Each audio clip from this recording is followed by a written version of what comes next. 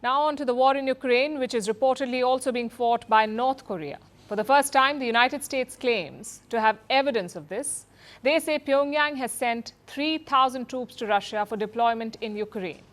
The US calls the troops fair game and warns of serious repercussions. This comes after similar claims by South Korea, which has warned of sending weapons to Ukraine. What does this escalation mean for the war?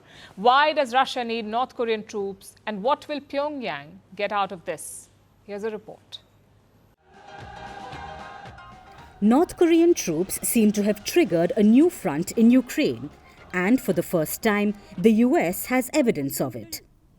They say that North Korea has sent 3,000 troops to Russia for training before their possible deployment in Ukraine.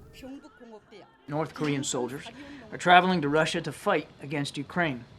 We're working closely with our allies and partners to gain a full understanding of this situation. But today, I'm prepared to share what we know at this stage. We assess that between early to mid-October, North Korea moved at least 3,000 soldiers into eastern Russia. We assess that these soldiers traveled by ship from the Wonsan area in North Korea to Vladivostok, Russia. These soldiers then traveled onward to multiple Russian military training sites in eastern Russia, where they are currently undergoing training. The US is not sure whether the soldiers will enter into combat alongside Russia, but they say that there is a high probability.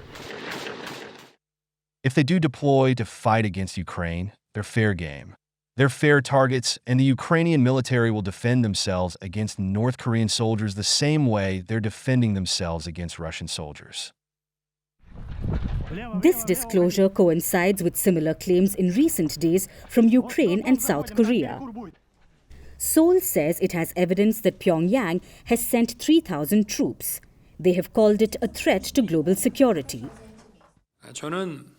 I have made it clear that the Republic of Korea will never tolerate this and will take necessary steps with the international community in accordance with the progress of Russia-North Korea military cooperation.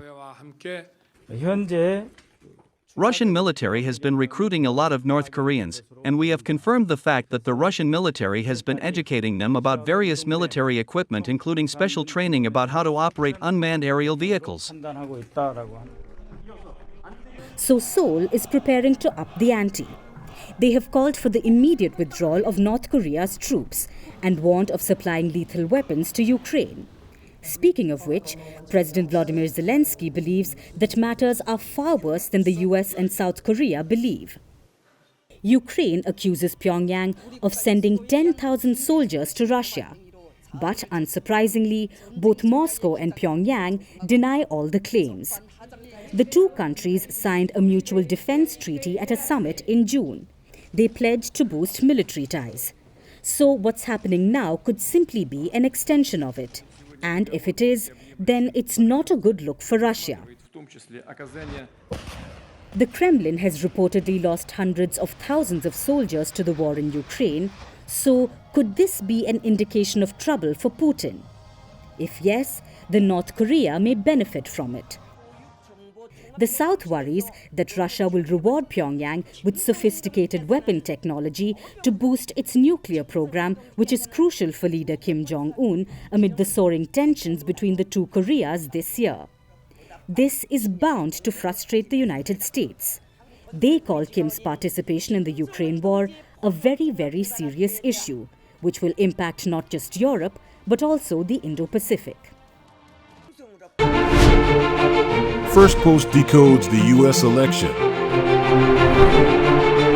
explains how America chooses its president, your primer on the race to the White House, everything you need to know about how America votes, and its global implications. U.S. Election Explained, every Monday and Thursday only on Firstpost.